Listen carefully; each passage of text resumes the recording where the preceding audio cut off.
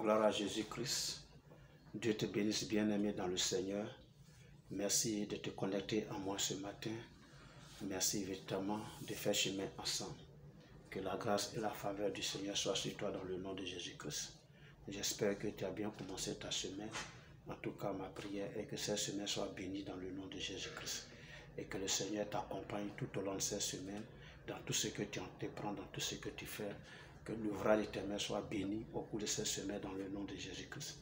Par la grâce de Dieu, encore je suis là avec toi pour que nous parlons toujours de la parole de Dieu. Sur cette chaîne, nous partageons le pain de vie, la parole de Dieu qui donne la vie éternelle. Et aujourd'hui, je vais parler de quelque chose de très important et je prie que tu sois vraiment connecté à moi jusqu'à la fin au nom de Jésus-Christ. Nous allons donc prendre nos Bibles dans le livre de Genèse, en son chapitre 13 plutôt.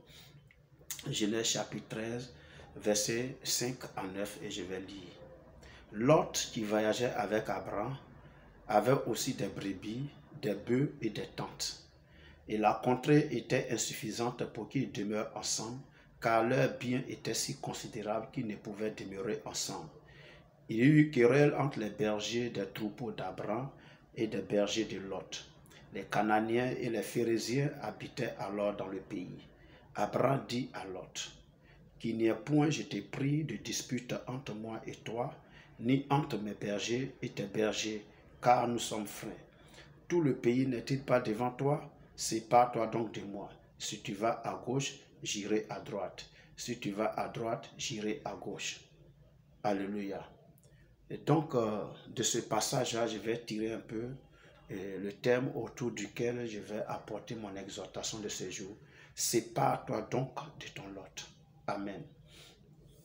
Vous savez, quand nous lisons un peu Genèse 12, vous pouvez lire tout le chapitre, on n'a pas le temps pour le lire ici maintenant, mais ce que je voulais dire, que nous allons découvrir que Dieu demande à Abraham de quitter sa patrie pour le suivre.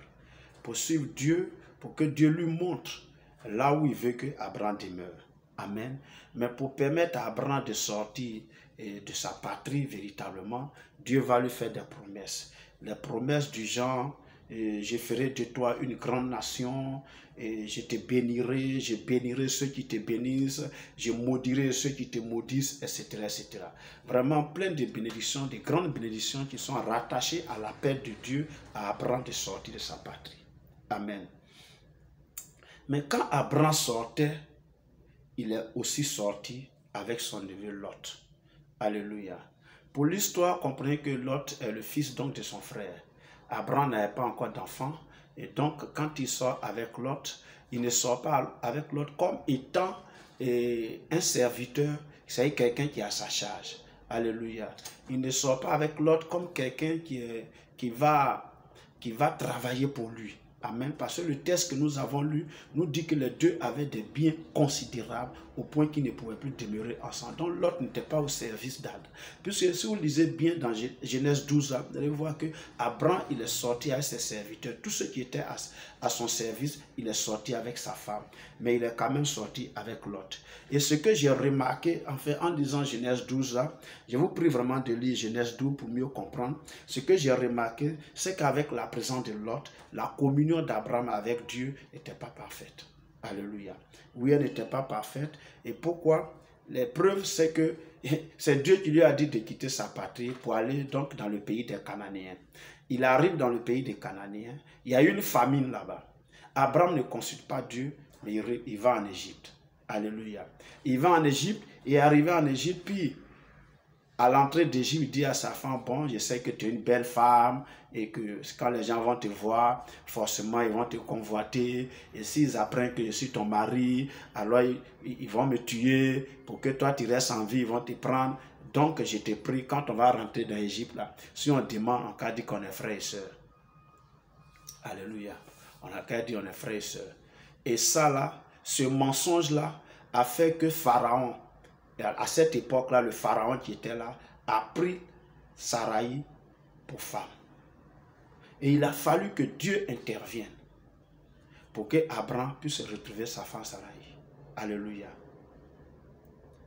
Donc la présence de Lot aux côtés d'Abraham là a fait que la communion entre Abraham et Dieu n'était plus sincère, n'était plus vraie, n'était plus parfaite en réalité, quoi. Vous comprenez un peu? Et ça fait que non, il faisait ce qu'il voulait, il marchait souvent selon le penchant de son cœur, il faisait des choses qui n'étaient pas agréables à Dieu. Alléluia. Vous voyez un peu, c'est ce qui nous arrive, nous les chrétiens d'aujourd'hui. Quand nous sommes confrontés à l'évangile de Jésus, quand quelqu'un vient nous annoncer l'évangile de Jésus, qui nous demande de sortir du monde pour le suivre, souvent, on sort de ce monde-là avec un lot avec nous. On sort toujours avec un lot. Mais l'autre là, l'autre c'est qui? L'autre peut être un copain, c'est-à-dire un petit ami à qui tu étais attaché. Tu l'aimes bien, et puis un matin, on t'a annoncé l'évangile de Jésus, et tu as cru, et tu viens à Jésus. Mais tu ne veux pas le laisser parce que tu l'aimes. L'autre peut être une copine que tu aimes. Tu as été confronté à l'évangile de Jésus et tu es venu. Mais tu viens avec cette copine-là. Ça dit, elle est là. Elle ne vient pas à l'église aussi. Hein. Elle est au dehors là-bas. Il ne vient pas à l'église, au dehors là-bas. Mais vous entretenez toujours vos relations intimes alors que toi, tu viens à l'église, tu pries le Seigneur. Tu es sorti du monde avec un lot. Tu vas voir que ta communion avec le Seigneur ne sera plus parfaite. Tu ne seras pas sincère. Parce que dans ta vie existe un péché. Alléluia. L'autre peut être quoi? L'autre peut être ce monsieur qui t'entretient, qui t'a prise pour maîtresse. Tu n'es pas enseignante, tu n'es pas institutrice, mais on t'appelle maîtresse quand même là. Il t'a installé et tu dépends de lui. Et tu étais dans cette vie-là. Et puis un jour, quelqu'un t'a annoncé l'évangile de Jésus-Christ, ou bien un miracle s'est produit devant toi et tu as donné ta vie à Jésus. Maintenant que tu as donné ta vie à Jésus, tu refuses de laisser ce monsieur-là, mari de quelqu'un d'autre qui t'entretient, tu refuses de le laisser. C'est ton lot. Alléluia. Voyez-vous, Abraham a fait tout ce mensonge-là. Il a fui d'abord Canaan à cause de la famine. Il ne voulait pas mourir de faim. Deuxièmement, il va en Égypte, il dit à sa femme, présentons-nous comme frères et sœurs pour que ma vie soit sauve. Donc, pour sa survie, Abraham a fait des choses que Dieu n'aime pas. Souvent, c'est ce qui nous arrive. Pour notre survie, là, on est attaché au mari des autres qui nous prennent pour leur maîtresse. On est attaché à une copine, on est attaché à un copain. Alléluia. Il faut que tu te sépares de ton lot. C'est le thème de mon exhortation. Sépare-toi donc de ton lot. Alléluia. Sépare-toi donc de ton lot. Parce qu'il t'empêche d'être en communion vraie avec le Seigneur. Il t'empêche d'être en communion sincère avec le Seigneur. Ce lot-là, il est attaché de toi. Il a une gangrène dans ta communion avec le Seigneur. Il faut t'en séparer au nom de Jésus-Christ. Mais l'autre, ce n'est pas forcément un copain, ce n'est pas forcément une copine, ce n'est pas forcément le mari de quelqu'un ou bien une maîtresse que tu as. L'autre là, peut être aussi l'attitude que tu as dans ton lieu de travail ou bien dans tes entreprises, dans tes affaires. Tu es dans la corruption. Un service que tu dois rendre à un usager, il faut qu'il te donne de l'argent d'abord pour que tu puisses rendre ce service-là. Et c'est dans ça que tu étais. Ça te permettait d'avoir de l'argent et comme on le dit à Bignan, de pouvoir arrondir tes fins du mois. Et donc ça aussi, hein, quand tu viens à Christ là, tu viens avec ça. Malgré que tu es à l'église, alors tu es dans ça pour gagner de l'argent. Parce que c'est ça qui te permet d'arrondir les fins du mois et de pouvoir survivre. Alléluia. Sépare-toi de ton lot. Parce que cette manière de faire là, une marchandise que tu peux vendre à 5 000 francs, tu la vends à 10 000, 15 000 francs. Et tu trouves que non, tout est cher, c'est pas nous, on gagne cher. Or, tu sais que tu es en train de mentir. Tu es un escroc commercial. Mais parce que ça te donne l'argent, et que cet argent te permet de survivre, tu te dis que si tu reviens à la normale, tu n'auras plus donc cet argent-là et tu ne pourras pas te faire plaisir, alors tu es attaché à toi. Sépare-toi donc de ce lot-là. Parce qu'il t'empêche d'être en communion avec Dieu. Il t'empêche d'être véritablement attaché à ton Seigneur. Sépare-toi donc de ton lot dans le nom de Jésus-Christ. Mais l'autre aussi peut être qui? Peut être l'état de ton cœur. Il y a des personnes qui sont méchantes. Il y a des personnes qui sont rancunières. Il y a des personnes qui aiment calomnier, qui aiment critiquer. Leur bouche n'a pas... C'est eux qui voient tout. C'est eux qui savent tout. C'est eux qui connaissent tout. Ils sont devenus omniscients, omniprésents, omnipotents. Ils sont comme Dieu aujourd'hui. Alléluia. Et il vient à Christ, il vient avec tout ça là avec Christ. Quand il vient à l'église, ce n'est pas pour venir adorer Dieu, ce n'est pas pour venir écouter la parole de Dieu, ce n'est pas pour prier pour sa vie, mais c'est pour regarder les habits que les autres ont portés, pour critiquer ça après. Lui, là, il a porté quoi? C'est là, et en train de critiquer. Quand il voit un frère avec une soeur marcher 2 fois ensemble, les 2 couchent ensemble. C'est dans ça que tu es. Tu mens aux gens. Tu mens sur les gens, tu calomnies les gens, tu critiques les gens. Ta bouche là, elle n'est pas dans ta bouche. Quand tu ouvres la bouche, c'est des propos orduriers qui sortent de ta bouche. Et même pire, souvent même le prédicateur, qui n'a rien à voir avec quelqu'un, dans sa prédication va sortir un bout de phrase. C'est ce bout de phrase là que tu vas récupérer. C'est toi qui sais à quoi il pensait et puis il a dit ça. C'est toi qui sais de qui il parle. Tellement tu es omniscient, omniprésent, omnipotent. Ça veut dire toi tu es Dieu quoi. Sépare-toi de ce lot-là. Parce que ce lot-là t'empêche d'être en communion véritable avec Dieu. Ou bien alors, ce bout de phrase, tu as pensé que c'est de toi qu'il parle. Je sais que c'est de moi qu'il a parlé. Oui, c'est de moi qu'il a parlé. Et ça détruit carrément.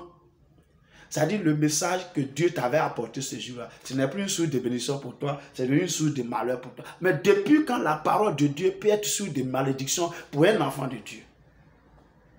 C'est l'autre qui est attaché à toi là. L'autre que tu ne veux pas te séparer là. C'est lui qui provoque ça en toi. Ça fait que ta communion avec Dieu, elle n'est pas sincère. Alléluia. Il faut te séparer de ce lot là. Il t'empêche d'être en communion avec Dieu. Il t'empêche de marcher sincèrement avec Dieu. Alléluia. Revois donc ta vie, bien-aimé. Ta bouche est dans tout. Tes regards sont partout. C'est toi qui sais. Même quand quelqu'un dit son là, tu connais son en bas. C'est toi qui vois tous les trucs en bas. S'il a fait ça, il y a son en bas. Abidjan, c'est comme ça on parle maintenant. C'est-à-dire, quand quelqu'un parle, ce qu'il a dit là, il y a son en bas. C'est pas toi qui ne sais pas. Non, il y a son en bas. C'est toi qui connais en bas de tout ce qu'on fait à l'église. Revois ta vie et sépare-toi de ce lot qui t'empêche d'être en communion véritable avec le Seigneur. C'est à toi que je parle, toi qui me suis là. Tu dis que tu es chrétien, mais tu es dans ces choses. Ton cœur est renfermé, rancunier. C'est-à-dire, une soeur à l'église t'a pas salué, un frère t'a pas salué. Tu gardes ça comme une rancune dans ton cœur. Les gens de l'église, ils ne saluent pas les gens. Ils ne saluent pas les gens. C'est quand c'est à eux de te saluer, les premiers, ils ne te saluent pas. Ils font comme s'ils ne t'ont pas vu. Mais toi, tu les salues et ils répondent à peine. Non, c'est ça. Moi, je ne salue plus quelqu'un. C'est un lot qui est attaché à toi. Tu n'es pas parti à l'église à cause des hommes. Tu es allé à l'église à cause de Christ qui a payé le prix pour ton salut à la croix. Tu es allé pour ressembler à Christ, pas pour ressembler aux hommes. Même si Paul peut dire, soyez mes imitateurs comme je le suis de Christ. Mais tout le monde n'est pas même chose. À l'église, on est beaucoup, mais on n'est pas tous même chose. Si c'est les hommes que même le serviteur de Dieu, même moi qui te parle là, je ne suis pas un modèle pour toi. C'est Jésus qui est un modèle pour toi. C'est Jésus que tu dois suivre. Si moi je ne t'ai pas salué et que toi tu m'as salué, où est le problème? Parce que quelqu'un t'a pas, le culte est venu, quelqu'un t'a pas salué, tu espérais qu'il te salue, il t'a pas salué. Pour cela tu es fâché. Et la parole de Dieu qui était sur des bénédictions pour toi là, par cette attitude-là, par cette rancœur qui a déjà rempli ton cœur-là, alors tu perds cette bénédiction et puis tu vas à la maison tel que tu t'es arrivé. Tu vas, tu viens, tu vas, tu viens. Tu vois que ta vie ne change pas, non? Parce que tu es dans ça. Parce qu'il y a une petite pression sur toi, un peu, c'est fini. Tu parles mal aux gens. Sépare-toi de ce lot-là. Alléluia. Abraham est retourné en Égypte.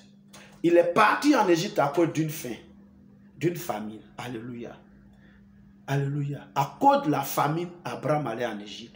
Mais quand vous lisez bien la Bible, l'Égypte est comme le monde. À des moments, nous avons des chrétiens qui, à cause d'un problème de suffisance, ils vont donc retourner dans le système du monde. Pour un travail, s'il faut véritablement vendre son corps pour avoir le travail, elles le font. Ils vont chercher l'argent pour aller corrompre et puis venir rendre témoignage après à l'église. Gloire à Dieu, j'ai passé mon concours cette année, Dieu m'a fait grâce, j'ai prié, ça n'a pas été facile. Mais il ment. Il sait qu'il a acheté le concours. Il a payé 1 million, 1,5 million pour avoir le concours, mais l'entrée est mentie. Alléluia. Tu sais que ce concours que tu as eu là, la gloire de Dieu n'est pas dedans, mais tu es distrait les gens, mais Dieu sait, tu sais. Alléluia. Des gens qui vont passer des examens, qui vont être l'argent pour corrompre les examinateurs. Séparez-vous de ça. Ça vous empêche d'être en communion avec le Seigneur. Alléluia. On va lire un peu. Dans Genèse 13 toujours, je vais lire maintenant les versets 14 à 18.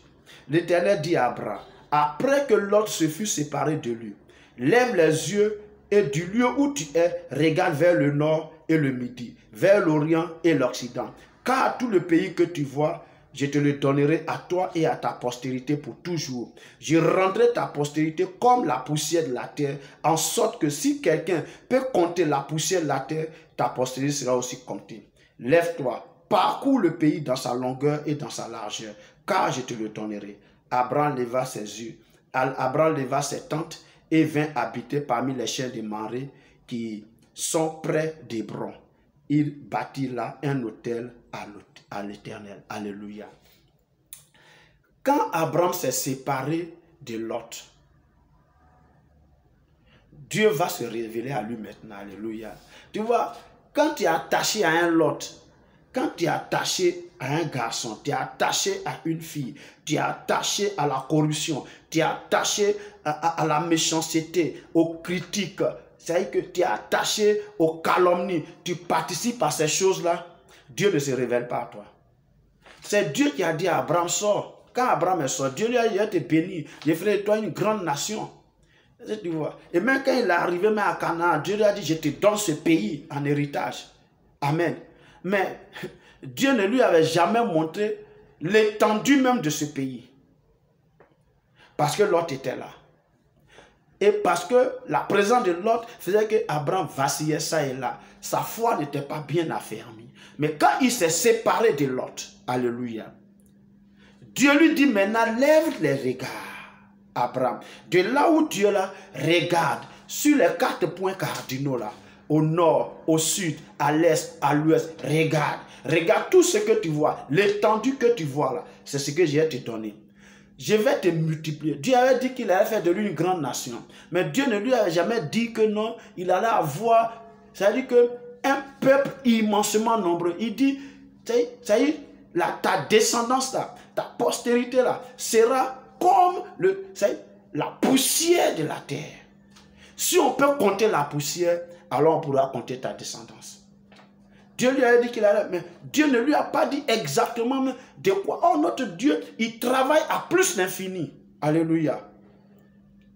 Donc, et il lui dit, bon Abraham, maintenant que tu t'es séparé, parcours maintenant le pays, en longueur et en largeur, tu vas voir.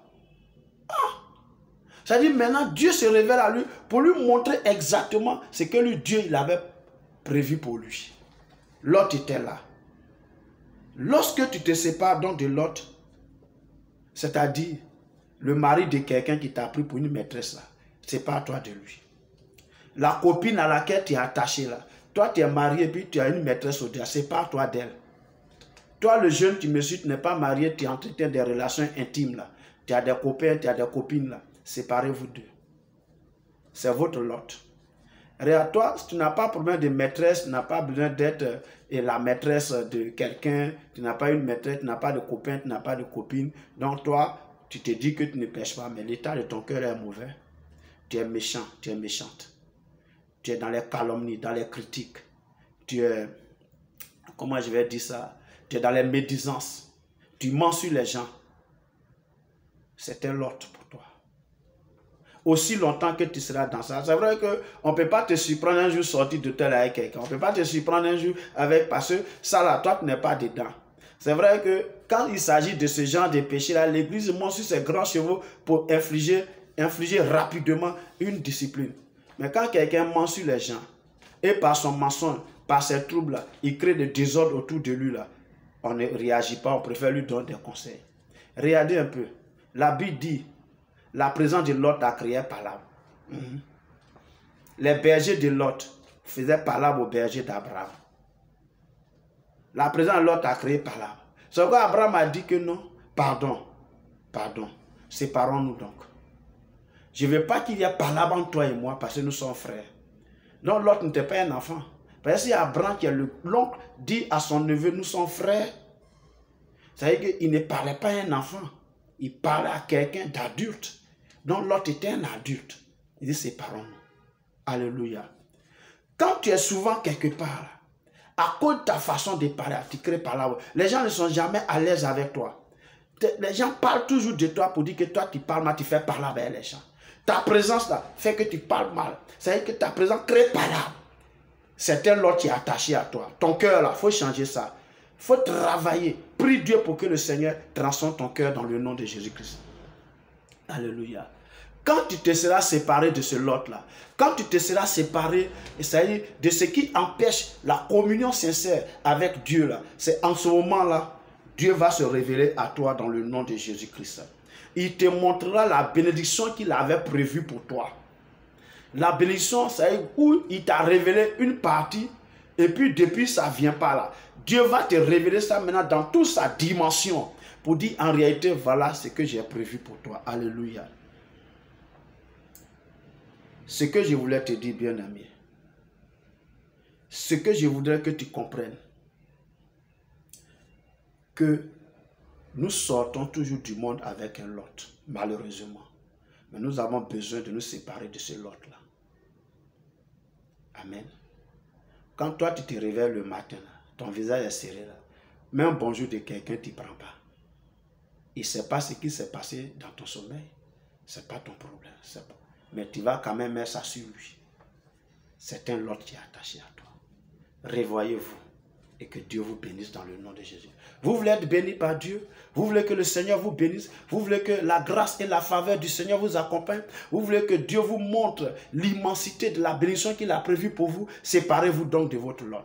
La présence de Lot empêche Dieu de se révéler véritablement à vous. Et la présence de Lot vous amène toujours à lutter pour votre survie. Et à fuir souvent l'église pour aller dans le monde, pour rentrer dans le système de ce monde, pour couvrir un besoin financier, un besoin matériel. Souvent à cause d'habits, à cause d'un plat de spaghettis et rognons, à cause d'un plat de poisson braisé, de fumée braisée, et pour cela, de poulet braisé, j'allais dire, et pour cela, tu te livres à quelqu'un. À cause d'une bouteille de sucrerie, tu te livres à quelqu'un. Regarde un peu. Tu vois pas que ta vie est misérable. Tu ne vois pas que la vie est misérable. Tu dis que tu es chrétien, tu viens mettre dans ces choses-là. Et quand la trompette sonnera, où seras-tu? Revois ta vie. Retourne au Seigneur. Il est encore fidèle. Sa faveur existe encore. Sa grâce est disponible. Jésus te tend la main ce matin. Et il te demande de venir à lui. Il dit, venez à moi, vous tous qui êtes chargés et fatigués, et je vous donnerai le repos. C'est une charge qui est sur toi. Ce lot est une charge. Tu n'arrives pas à t'en séparer, viens à Jésus. Il va te décharger. Alléluia. Tu n'arrives pas vraiment à te libérer. Prie pour l'état de ton cœur. Invite Jésus dans ton cœur. Il va enlever la rancœur là. Il va enlever la rancune là. Il va enlever cet esprit de médisance, de critique, de calomnie là, qui t'enlace si facilement. Confie ta bouche à Dieu pour que Dieu purifie ta bouche afin que de ta bouche sortent des propos assaisonnés de sagesse, des paroles de bénédiction autour de toi. Prie pour ça. Prie Dieu pour que Dieu te libère d'un copain, d'une copine, te libère d'une maîtresse, te libère du mari d'autrui. Prie le Seigneur est capable. Toi, tu veux te marier, mais tu es attaché au mari de quelqu'un. Tu as un copain et tu veux te marier. Et tu veux que Dieu te donne un mari qui craint Dieu. Mais toi-même, tu crains Dieu. Et puis Dieu va t'envoyer quelqu'un qui le craint. Mais il vient là, il va souffrir avec toi. Puis toi, tu n'as jamais craint Dieu. Toi, tu pries pour avoir une femme qui craint Dieu, mais tu es toujours derrière les filles. Tu veux une femme qui craint Dieu, mais toi-même, tu ne crains pas Dieu. Crains d'abord Dieu et Dieu te donnera un mari qui le craint au nom de Jésus-Christ. Crains d'abord Dieu et Dieu te donnera une femme qui le craint au nom de Jésus-Christ et tu pourras rentrer dans un foyer harmonieux. Alléluia. Alléluia. Séparez-vous donc de vos lots. Sépare-toi donc de ton lot. Je vais prier pour toi. Père, merci pour mon frère qui me regarde, pour ma soeur qui me regarde, qui a accepté Christ dans sa vie, mais qui malheureusement a un lot encore dans sa vie. J'ai pris, Seigneur, quel que soit ce lot dans la vie de mon frère, quel que soit ce lot dans la vie de ma soeur, que ta puissance soit à l'œuvre pour la libérer totalement au nom de Jésus-Christ Nazareth. Mais tout en eux, afin que, Père Seigneur, ils ne puissent plus cohabiter ensemble au nom puissant. Libère-les totalement de leur lot au nom de Jésus-Christ Nazareth. Sauve mon frère, sauve ma soeur, sauve-les de ces pratiques. Change l'état de leur cœur. Change l'état de leur cœur. Ces cœurs rancuniers, transforme-les, Seigneur. Ôte ce cœur de pierre en eux et donne-leur un cœur de chair. Mets ton esprit en eux, Seigneur, mon Père et mon Roi. Et que véritablement, ils puissent vivre pour la gloire de ton nom, au nom de Jésus-Christ Nazareth. Je prie, mon Père et mon Roi, bénis ma soeur, bénis mon frère, bénis le Seigneur, mon Père. Lorsqu'ils se seront séparés, lorsque tu les aideras à se séparer de leur lot, Seigneur, bénis-les au-delà de leurs pensées. Montre-leur que tu es le Dieu qui bénit et que c'est ta bénédiction qui enrichit et elle n'est suivie d'aucun chagrin. Bénis mon frère, bénis ma soeur, bénis quiconque suit véritablement cette vidéo. Bénis-le et montre-le que tu es Dieu. Que la gloire te revienne, Seigneur. Que la louange soit à toi, Seigneur. Que l'élévation te revienne. Merci, Seigneur, parce que c'est que tu l'as fait. Dans le nom de Jésus-Christ que j'ai prié, nous disons Amen. Merci frère, merci soeur, merci bien-aimé de m'avoir suivi. Je crois que cette parole t'a fait du bien. Si elle t'a fait du bien, alors commente, like, commente, partage, vraiment. Je peux compter sur toi et demande à d'autres personnes de s'abonner à cette chaîne. D'ici là, portez-vous bien. Nous sommes à la prochaine. Que Dieu vous bénisse au nom de Jésus-Christ. Amen.